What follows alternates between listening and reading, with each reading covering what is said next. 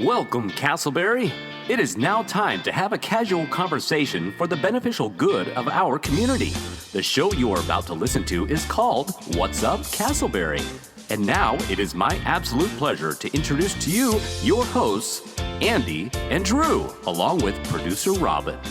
What's up, podcast listeners? It's Andy, it's Drew. We are back on the What's Up, Casselberry podcast with another exciting episode number 111. That's right, 111. If you are new to the program, welcome. If you're a returning guest, welcome back. We are Casselberry residents, pastors, friends who love to talk each and every week about all things Casselberry. And Andy, as I look out the window and have for this last several days as of this recording, it is raining. Rain. That's that time of year in Florida, isn't it? It is. Honestly, I'm grateful. I'm grateful for two reasons. One, I'm grateful on behalf of my grass, which is starting to show a little bit of life again. And I'm grateful because this year I really seem to have suffered badly with allergies. And I'm glad that the rain is washing away some of those allergens and falling off the trees and what have you as well. So yeah, it's rainy season again. Do you have a particular, I know you grew up in England and it was kind of dreary over there so a lot of the year. Is there a particular activity that you just enjoy on kind of a rainy day? Yeah, it does change everything. No, it changes the way you feel. It changes motivation. You know, one of my favorite things, and this is, I don't know if this is from my upbringing or where it comes from, but I like lying in bed, falling asleep with the rain outside. You know, there's something, it just makes me feel, I don't know, safe and secure. Or maybe we need to talk to one of our psychiatrists about what's going on with me on that. But I do like being in a bed, you know, under the covers, nice and warm when it's cold outside. And then, of course, I feel a little bit guilty for all the homeless folks who are getting soaking wet while I'm under my covers. But yeah, I do like to be in bed in the warm when it's wet outside. Yeah, I think that makes total sense. I'm not going to try to psychoanalyze you too deeply, but I think that was a scary place to go if you did.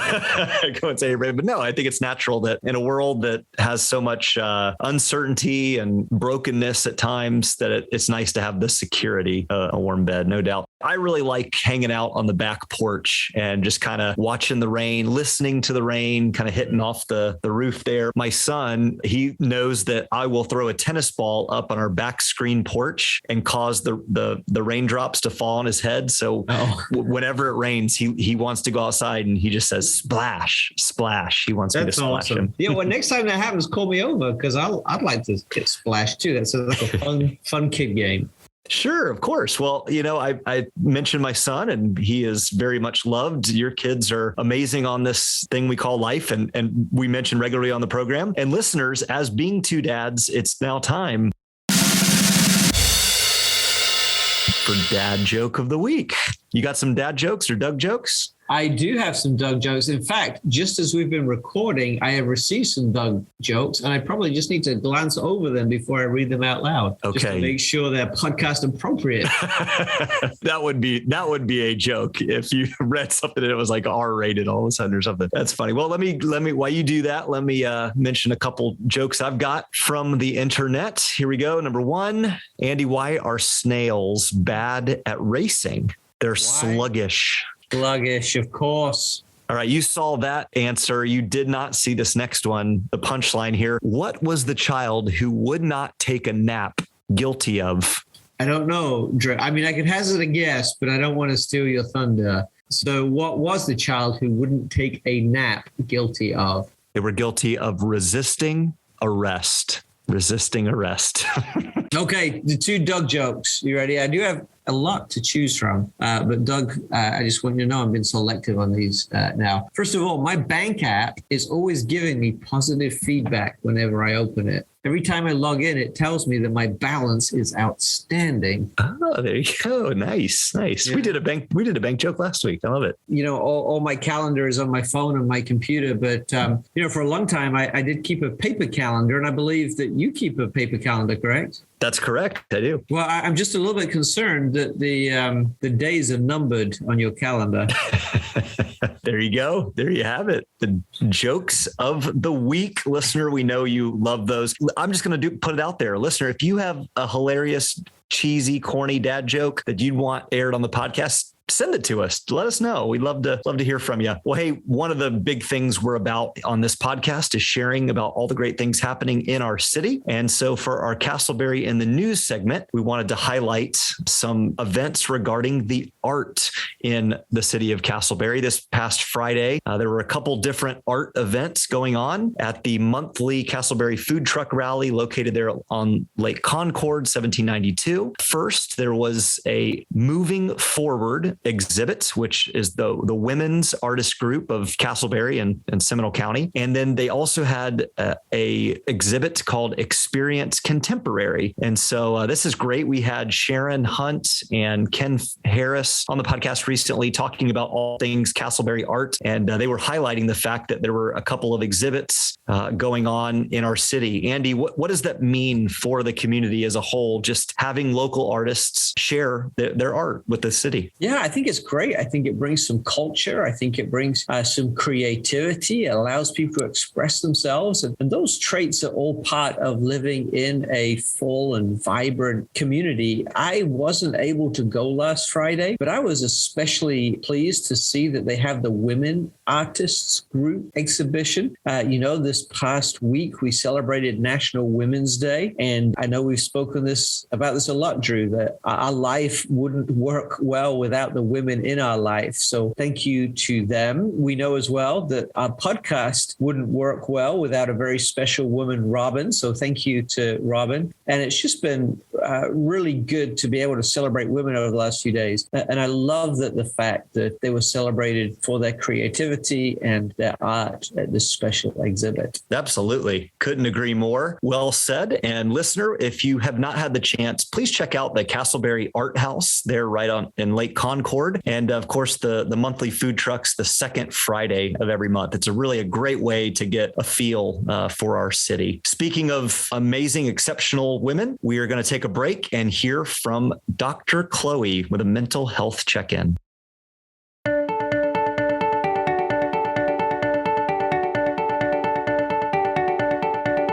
What's up, Casselberry? It's Dr. Chloe Carmichael, clinical psychologist and a former yoga teacher. Today, I'm going to be reaching into my yoga toolbox for our Mental Health Minute to show you, or tell you rather, about a breathing exercise. Now, you might be thinking, wait a minute, Dr. Chloe, I've tried deep breathing before and it didn't work for me. What I usually discover in those situations is that the person was doing more of a gaping breath. And so, of course, that doesn't make you feel better. Today's breath will be a little bit different. So what I'd like you to do first is we'll exhale to prepare, and then we'll inhale, letting just the belly balloon with air. And then 2, the middle chest is going to widen as you continue breathing inward.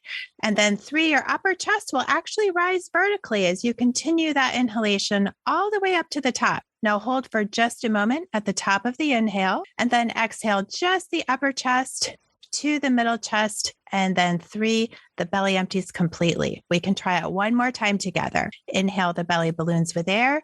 2, the middle chest widens. 3, the upper chest rising vertically, holding a moment, and then exhaling just the upper chest, then the middle chest, and then 3, pulling in the navel to spine even to really empty the belly completely. What you just did is not only a great breathing exercise, but it actually increases your mindfulness skills, which is your ability to notice yourself and to understand yourself. Studies have shown that learning to observe your breath actually helps you to be more insightful about your mind as well. Thanks for spending this mental health moment with me, Dr. Chloe Carmichael. If you like what you heard and are curious for more, you can check out my website for my book, which is nervousenergybook.com. That's nervousenergybook.com. Have a great day, Casselberry.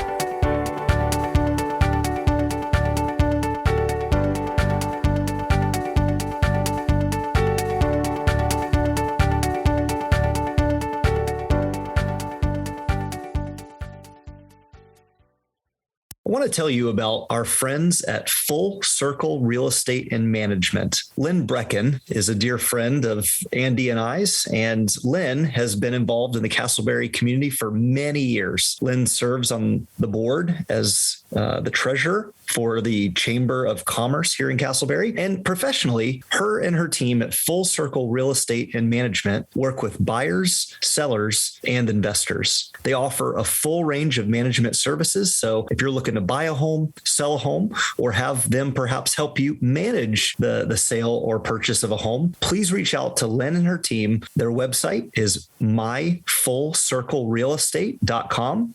You can email Lynn at lynne@myfullcirclerealestate.com or give them a call at 407-921-3763. Lynn is a great person and will work to do everything she can to help you. Check them out, Full Circle Real Estate and Management.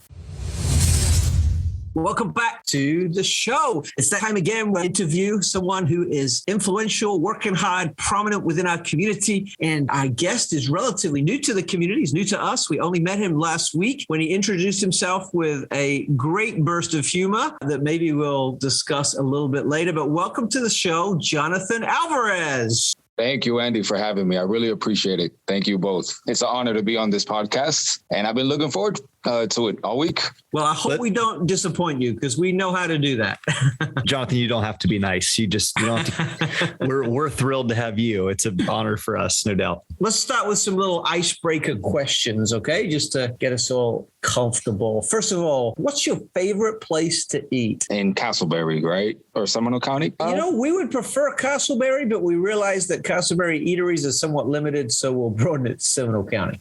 There is a fantastic place. It's a mom and pop shop. It's called Aladdin's Cafe. I don't know if it's on 436, right under that 1792 bridge. And it's kind of tucked away, but they got fantastic food, man. I mean, I've been there with my girl 2 or 3 times. The owner, too. I mean, you can get to know the owner. Very nice guy. He played professional soccer, too. I already like him. Soccer's my thing. Yeah. It's really good food, man. And you could taste the quality in it. It's absolutely delicious. Definitely a checkout place in Seminole County. Well, Jonathan, in addition to food, we here on the podcast, Andy and I, we enjoy some pop culture, some movies, some shows. If you were to describe kind of your life as a movie, what would the genre be? And is there a particular actor that you'd want to play you in a movie? That is a good question. I got 2. Well, I am more of a serious guy. You guys caught like that little piece of humor. I am more on the serious side. I tend to be more to myself. But if I had to pick a movie, it'd probably be more of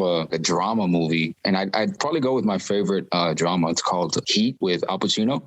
And the other one, Robert De Niro. Yeah. That's a great movie. In fact, Jonathan, off the air, I'll tell you about a really good podcast I listened to that did a deep dive on Heat. Really? You'd enjoy. Yeah. So would Al Pacino, Robert De Niro, or somebody else be the I wouldn't character? Those guys are such great actors. I mean, they're legends. But if I had to pick one in that movie, just to be nice, I'll say Al Pacino. There you go.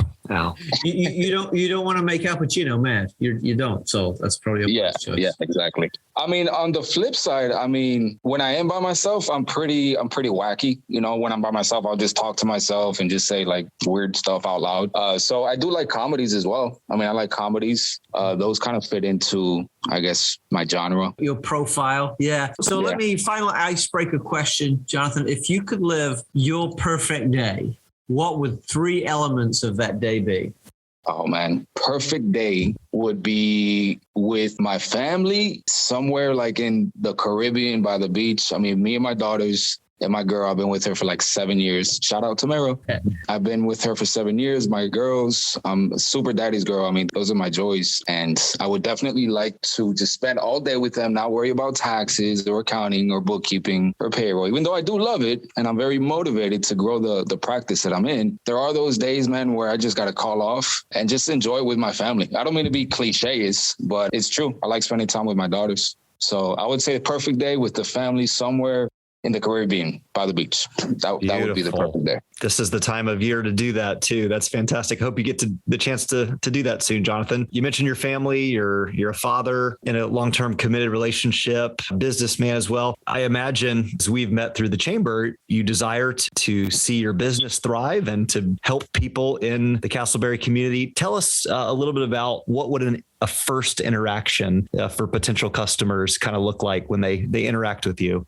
typically when we get a new client that walks in, a lot of people don't understand taxes a lot. And when I finally took this job serious about 11, 12 years ago, I didn't realize how up in the air, even business owners that have been doing it for 10 years are just the tax laws and the guidelines. I mean, there's literally tens of thousands of laws, and not even the IRS can enforce every single law. So when a client would come in, typically I just try to gauge them a little bit. I would ask them if they have an LLC, an Inc., how long they've been in business, if they have staff members, employees. And I try to take it easy. I don't dive too deep into the technical aspect of it. We leave that in the office with the accountants. But for the most part, I try to figure out how they're structured, and I like to hear their stories too. A lot of times it's entrepreneurs just trying to break away from the typical W-2. And I like seeing that a lot. And those are the ones I really like helping, people that are fresh and they just broke away from their W-2 job, or they're part-timing this entrepreneurial lifestyle until they're established. And those are the ones that I love educating. I enjoy it very much so, one-on-ones with young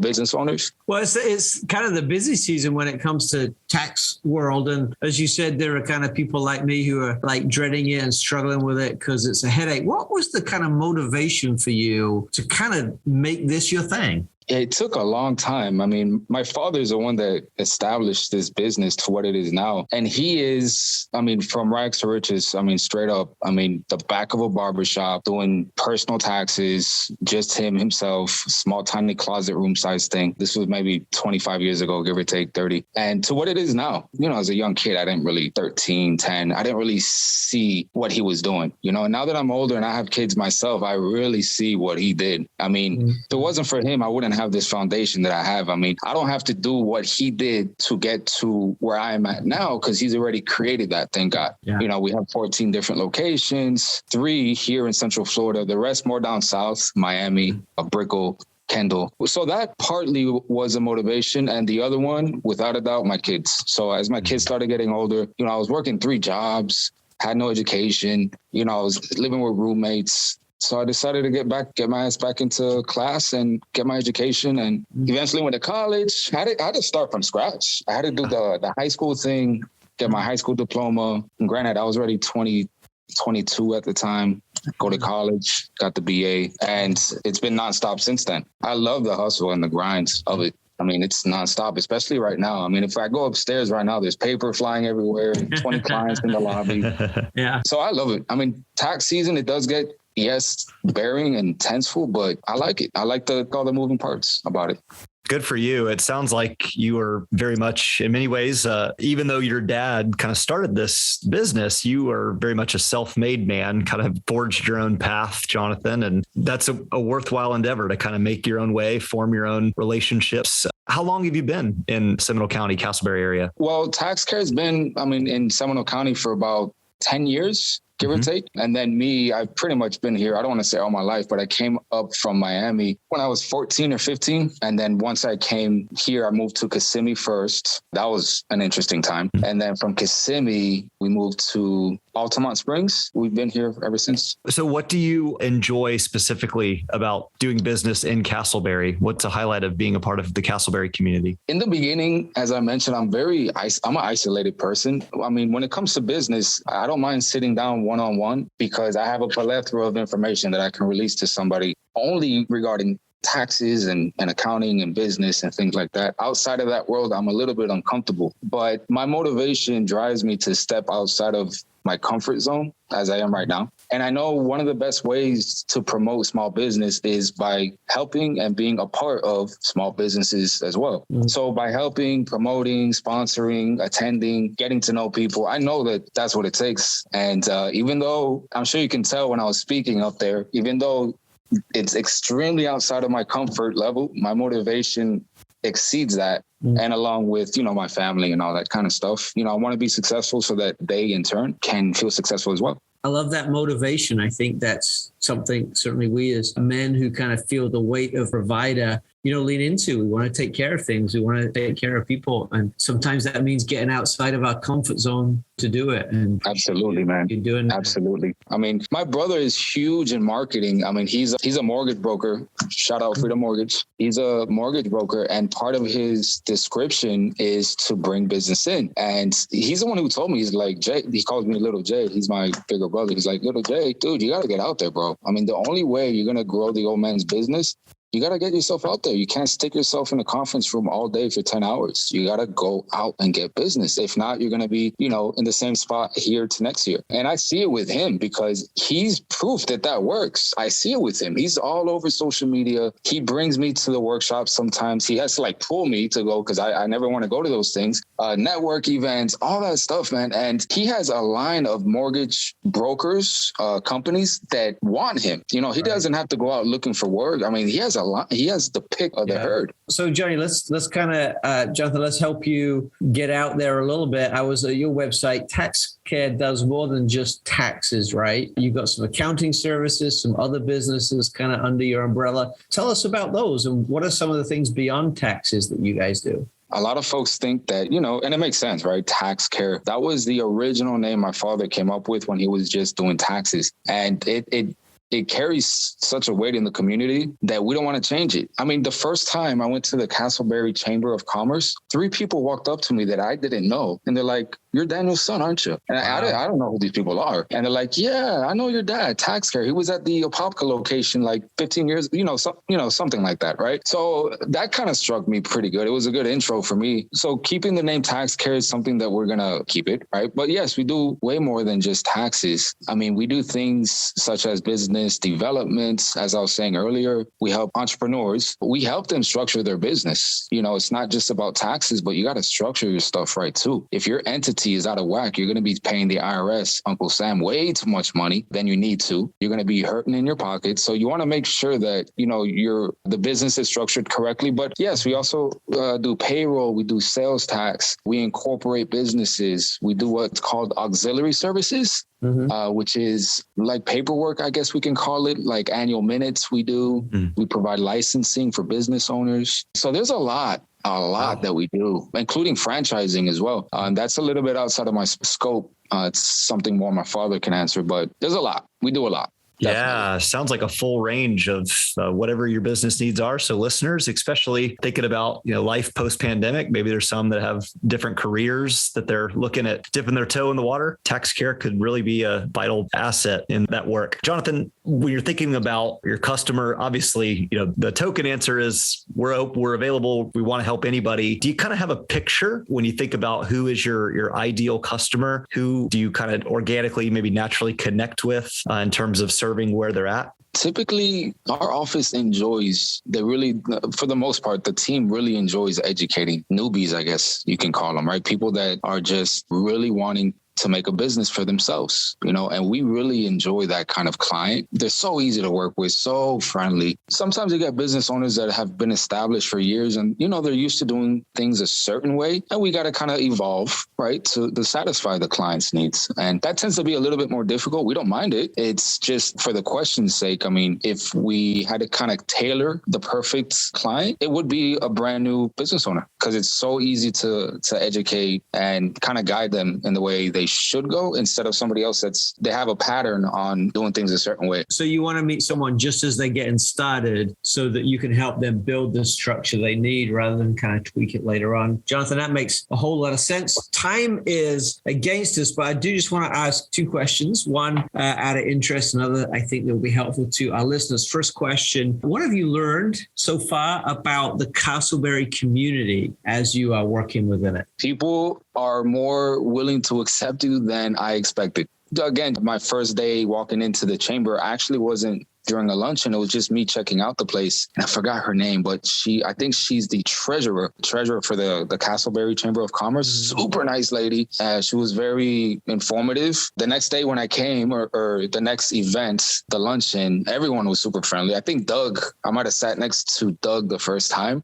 As you can see, I was very silent, but comfortable, but just, silent. And, but the people I did speak with were very accepting. Surprised me a little bit. So I appreciate that, to be honest. Well, that's good. That's the kind of community, not just do we want to be part of, but we want to build as well. And when you said there was a friendly lady who greeted you, that did not narrow it down at all. There could have been several folks who fit that. So Jonathan, final question. How can people find out more about your business? What's your website and social handle? So our website is taxcareinc.com. And as mentioned, we do have different locations. So to find us specifically, make sure you select that Longwood or Altamont location, and you can reach us there. If you ask for me, I'll be sure to make sure I speak with you. And we do also have social media outlets such as Facebook, Tax Care Longwood. You can find us on Facebook, Instagram, and Twitter. All there. That's taxcareinc.com. When you call, ask for Jonathan. Jonathan, welcome to the community. Thanks for your family's long presence within our community. We wish you the very best as you continue to grow among us. Thanks so much for your time today.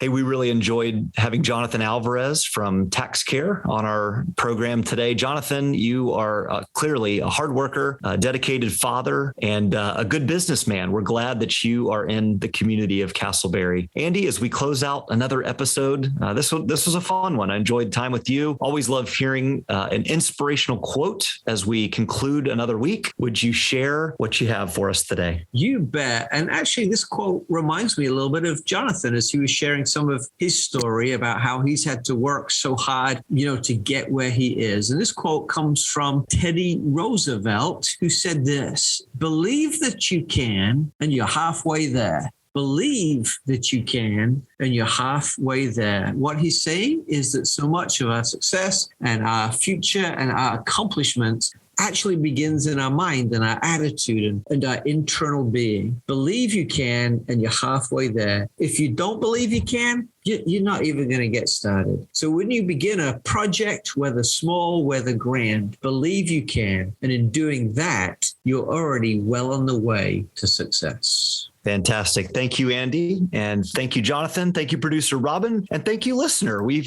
hope you've had a great time with us today on the What's Up Casselberry podcast. We will have a new episode each and every Tuesday coming out. If you liked what you heard, please share with a friend, like and subscribe to the podcast feed so you'll make sure to get every new episode. You can find us on our website, Facebook, Instagram, all with the name What's Up Casselberry. We hope you have a great week. And until next time, God bless. Thanks.